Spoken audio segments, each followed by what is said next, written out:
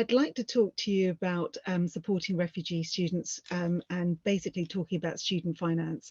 My name's Charmaine Valenti and I'm one of the Funding Information Partner Account Managers within the Funding Information Services team with the Student Loans Company. You'll see that I've got on the top right hand corner SLC, that stands for the Student Loans Company. There's lots of acronyms that we actually use, so I'm going to be trying to guide you through some of those actually today as well. Now, although you can see at the bottom it's Student Finance England, I do work for the Student Loans Company. I'm going to tell you a little bit about it as well. And I'd like to thank staff for inviting me today. Next, please. So as I said, I wanted to talk through the Student Loans Company. We are, you may not have ever heard of this word, but some people call us a quango. It's because we don't belong to one government. We belong to all four governments. So all four governments give us different criteria to be able to support students with different types of applications all the way through.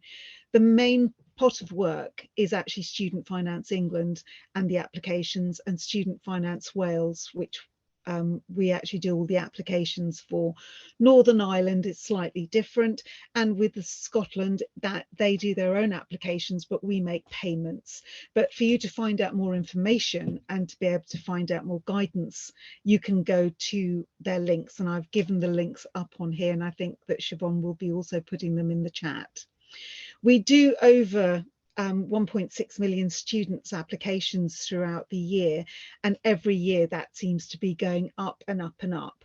We also do advanced learner loans, which I will touch on. It's not higher education. Advanced learner loans are normally colleges, and it's very domicile based, and it's only in England, and students also who are refugee status can apply for funding to go and get advanced learner loans. Excuse me, I do have a bit of hay fever today, so it's affecting my throat slightly. So the advanced learner loans are for further education and not higher education. Then I'll be talking you through higher education as well. And you've also got postgraduate loans. I'll be talking through the funding today about undergraduate loans. And if you've got questions on postgraduate, I'll be happy to try and answer them through. We don't have enough time today to be able to go through that.